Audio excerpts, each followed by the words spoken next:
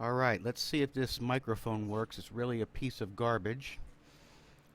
Over here we have your layers 1 through 16, and we have Chuck and we have Tito.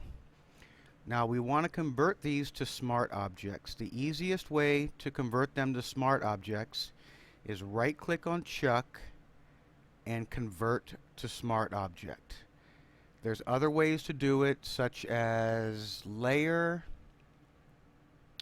smart objects, convert to smart objects. But the easiest way is to right click, convert to smart object, and you'll see it will change. You see how it has this little symbol here where Tito doesn't? That means this is a smart object and Tito isn't. So we'll do the same thing for Tito, right click and convert to smart object. Now for this tutorial I'm just going to do Tito because it'll be redundant for me to do both. Now here we're working with your frame animation timeline. If you don't have it, click here. This will turn it off, and window timeline will turn it back on. Now this little arrow here will show you your timing, and your timing is 0.1 second per frame. That's 10 seconds per frame, 10 frames per second. So we want to convert this frame animation to video timeline, and in order to do that we click this button right here. That's all you do, is you click that button. Now it'll give you a video timeline with all of your layers going down from 1 to 16 with Tito and Chuck on top. However, when working with video timeline you have to set a frame rate, and you click this button right here, these little lines, and you go to set timeline frame rate. It defaults to 30, you set that to 10. Now we should have 16 frames. I'm going to click this upper mountain to zoom in so we can see the frames a little better, and put the mouse over the edge and drag so I can just see it better. Now we're working on frame 1 with Tito, so you want to click this line to bring up your options for Tito. The first frame, we have him set pretty good. I like that setting. As you see, his chin is kind of in between the collars, and yeah, it's covering up this guy, so we'll just leave him there, and you can use your arrow keys to dial him in. That'll move it 1 pixel. Now we click here to add a keyframe. This enables keyframe animation, as you can see from the pop-up. Right here, a little gold circle thing will pop up showing you that you have a keyframe right there. There's your first keyframe. Now we're going to zoom to the last frame, and we'll make sure Tito is selected. We'll go to Edit, Free Transform, or you can click Control T, and that'll give us these little nodes to resize him. So we'll resize him, and we're just going to go by eye. However, I am pressing Shift to maintain proportions, and that looks pretty good. We enlarged him, well actually I didn't get that right, so we'll make it 107 and 107 and put it there, and we'll place it approximately in the same place, about even with the collar in the center, and you press enter, or you can double click, or you can press this check to commit those changes.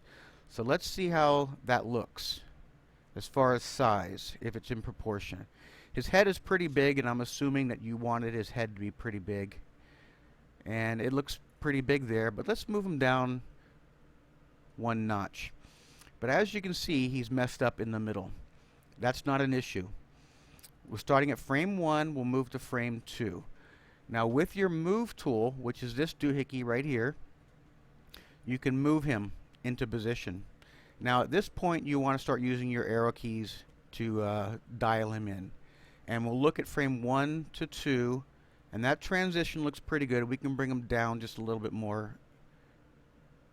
And then we'll go to frame 3, and I'm just using arrow keys again because it's just easier. And that looks pretty good. We'll go to frame 4, And he does make a little dodge to the left, so we want to make sure he dodges to the left. Actually, that's too much. Right about there. And we're also looking at his shoulders to make sure his shoulders aren't rising. That will indicate we have to pull the head up some. And we'll go to the next frame, and you see his shoulders are rising. So that means that we have to pull the head up just a little bit. And that looks pretty good.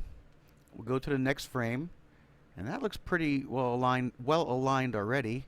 We'll just dial it in a little bit better. And the next frame, we'll move him to the left a little bit. Check that out. Maybe you can go down one.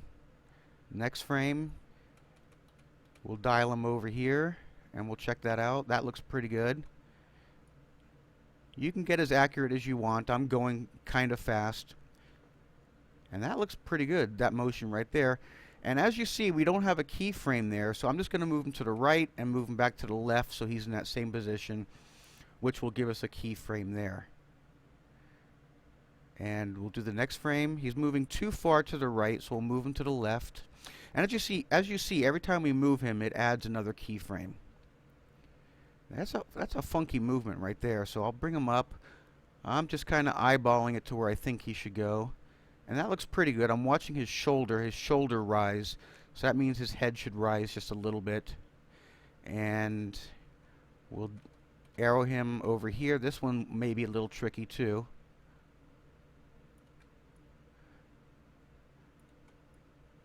There we go. That motion looks pretty good. And the next frame,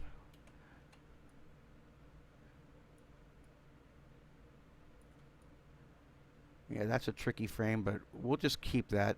You can I don't know if you can see, but his head is enlarging a little bit frame by frame.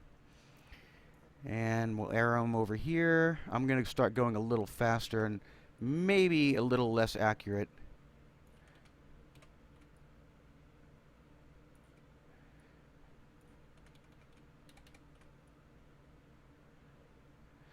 Now that should be about it. Let's just check out the animation. We bring it back to the first frame, and you can scrub the frames and see how it looks, or you can press the play button. The play button will automatically loop the animation.